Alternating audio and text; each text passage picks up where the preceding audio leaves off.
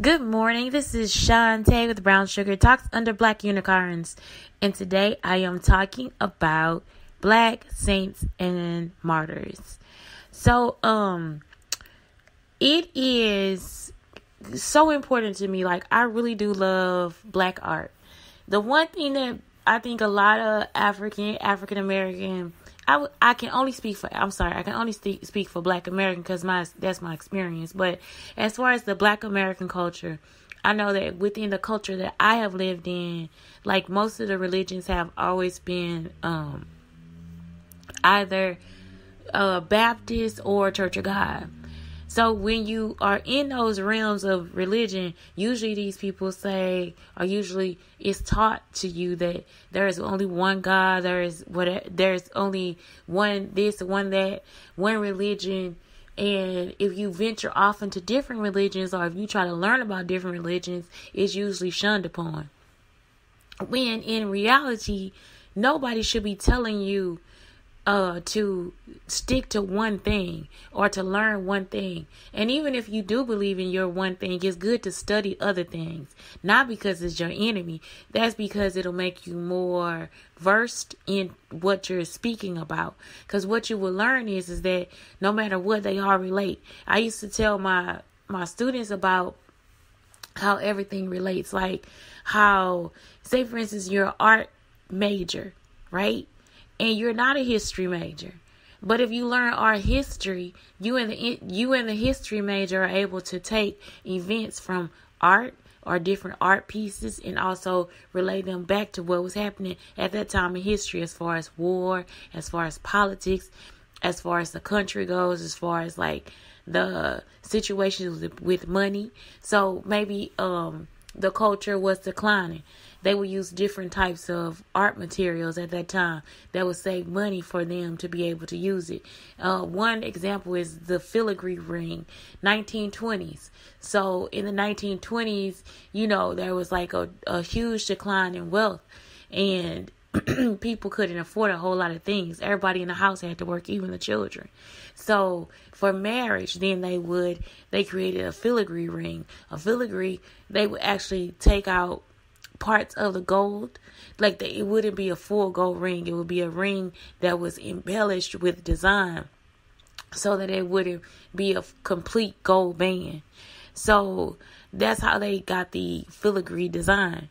So it's almost like you also have to do everything with anything that you study so that you are able to cross culturalize or better know what it is that you're speaking about. So sometimes when people are telling you speak, this is absolute. This is how it is. This is what it is. This is what this is for. This is what we are doing. This is the only way.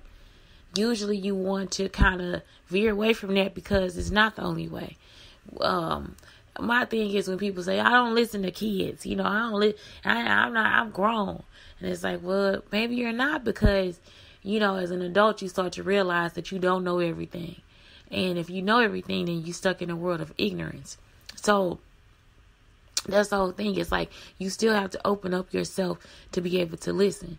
So the reason why I started studying Catholic art is because it was a thing for me. What I noticed is that a lot of people would say, a lot of teachers would tell me to actually look at African art. They would always be like, oh, yeah, now go look at African art.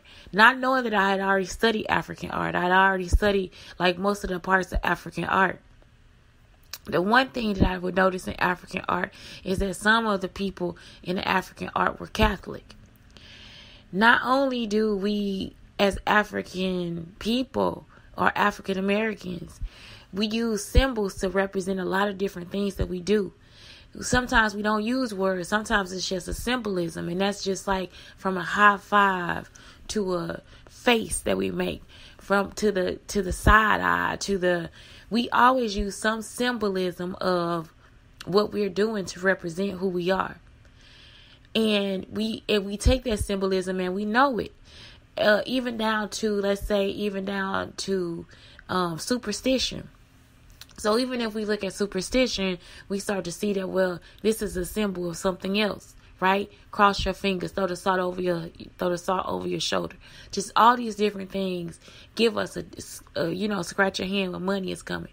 All these different things give us a different symbol of something else. So that is the whole thing about the connection of Catholic art and how it connects us to everybody and everything. So Catholic art also has just like I said, just different symbols again that connect you, that helps you read what the art piece is about. So like if you have the triptych, it's the Father, the Son, the Holy Spirit. So you know it's already doused in religion, right? You already know that it's dipped in God. Okay, so for instance, dipped in God. So you may have a bird that means something different. You may have a different type of art symbol that means something different. All of these different things lead us back to what it is. So the most amazing thing to me was when I found, I don't know what made me do this. I was researching something for something that I was writing, and I was like, oh my God, there's Black Catholic saints and martyrs, which would truly make sense, because even in Asia there were statues that were set up for black military men that they saw as godly.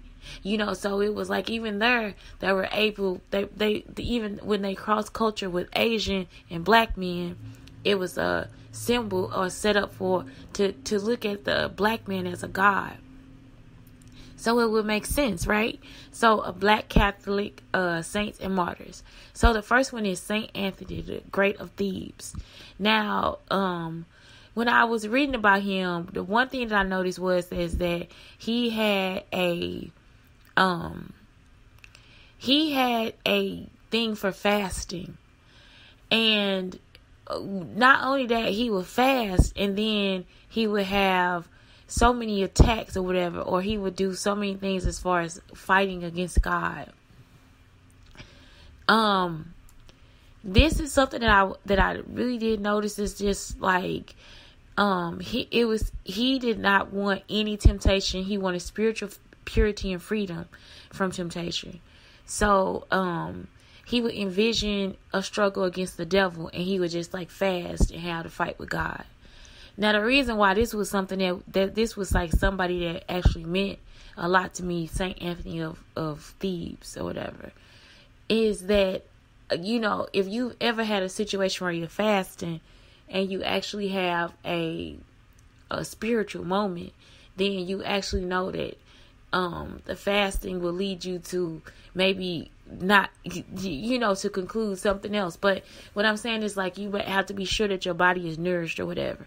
But also, it's just like, I like that he began his retreat so he could combat the devil.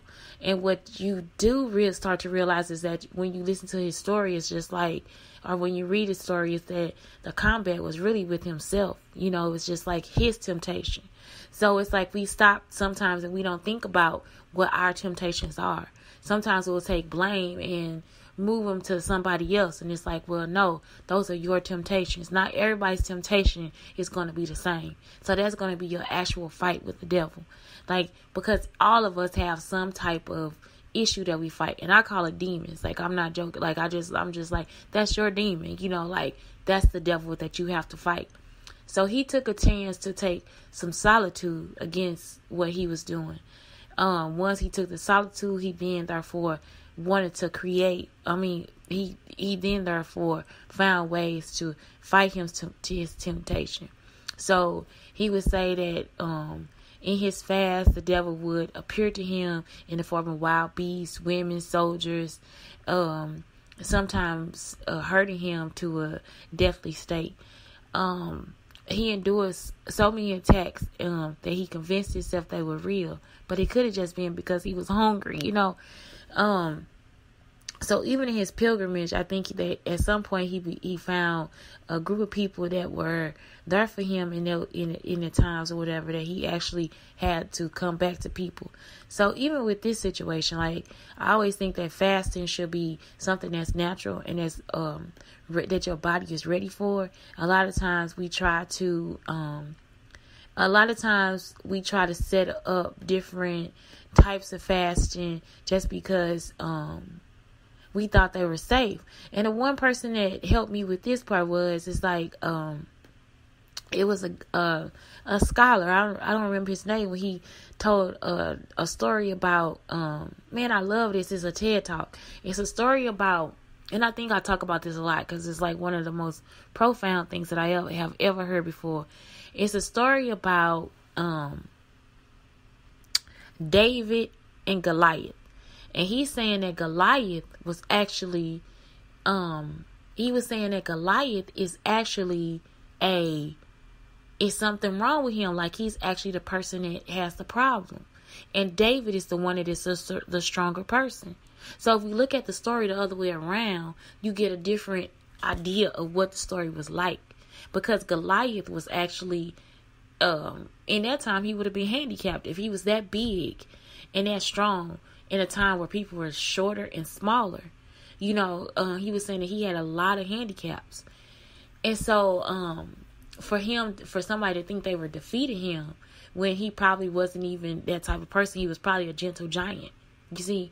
And so he could have been shunned upon, or he could have been looked down upon just because he was different from the other people.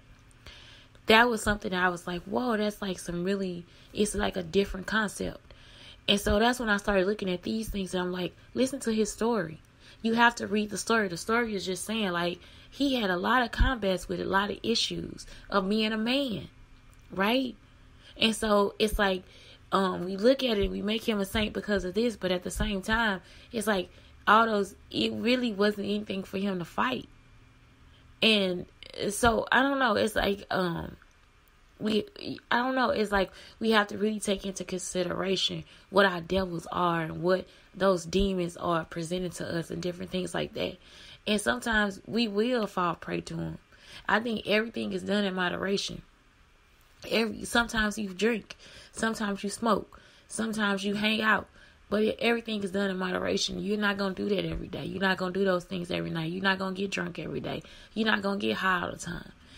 Those things are done in moderation, I think. And when you do those things in moderation, it's not something that consistently takes hold of your life. I don't know. The next person I want to talk about, which is like one of my favorites, is Saint Benedict. And the reason why I want to talk about him is because Saint Benedict the Moor. Let me be sure it's him, though, because I'm like, yeah, it is him. So Saint Benedict the Moor, he was not about fasting. He was about eating, okay? He was the person who set up 4 parts of the day, which is like really a timetable of what we do now. So he wanted people to, he wanted his monks to be allowed to have like good clothes, be in a nice climate, have sufficient food. He had no specified fasting parts of the day. Sufficient sleep, 7.5 hours to 8 hours. And the workday was divided into 3 roughly equal portions. 5 to 6 hours of liturgical and other prayer. That means like going out and praying with other people or prayer with yourself, however you want to do that. 5 hours of manual work, which is basically having a job. Whether domestic work, craft work, garden work, or field work. And 4 hours of reading of the scriptures and spiritual writings. This balance of prayer, work, and study is another of Benedict's legacies. And actually, it's a lot of what we do today. So a lot of what we do today actually came from a black monk. So dope.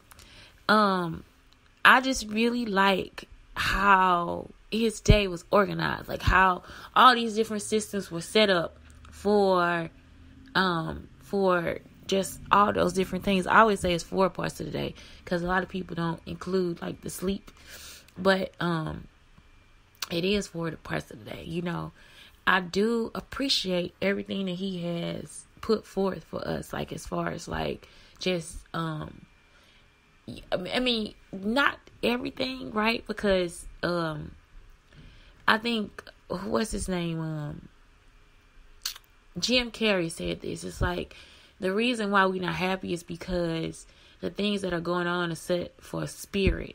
and not for, like the way that the world is set up is not for the human spirit. So like, it's like if we were able to choose what we wanted to do all day, what would you really choose to do?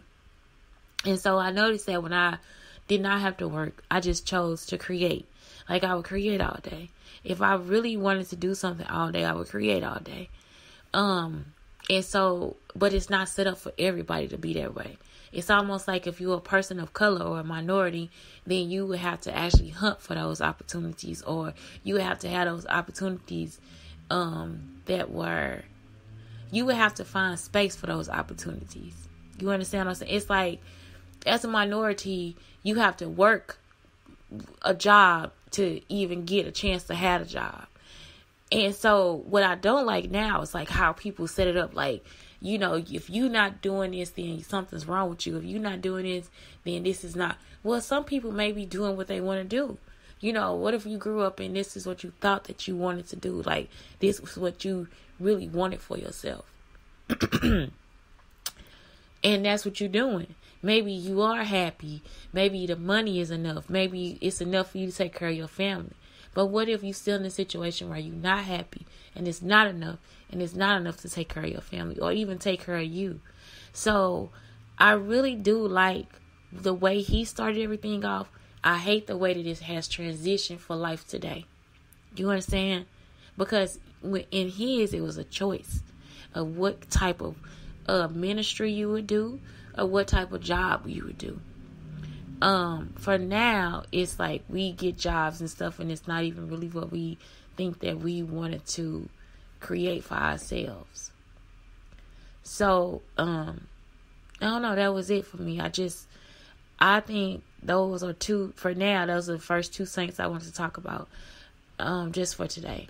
I'm not really, trying to, I don't know. I don't want to take up a whole lot of time, but yeah, I just really think that they are to be looked at in a different way.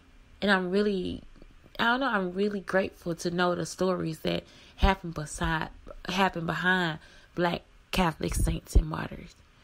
And I always like to say, you know, Mary Magdalene, because you guys know my show is not always about God or whatever, but Mary Magdalene is a saint. She's a saint of sex.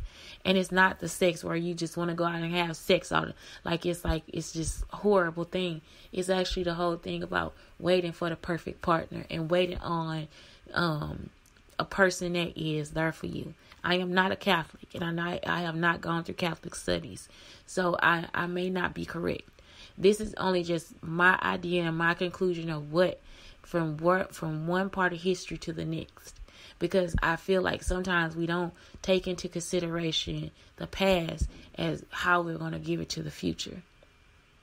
So anyway, this is Shantae, Brown Sugar Talks under Black Unicorns, telling you guys to have one of the greatest days or greatest weeks ever. And thank you for any support. Have a great day. Bye.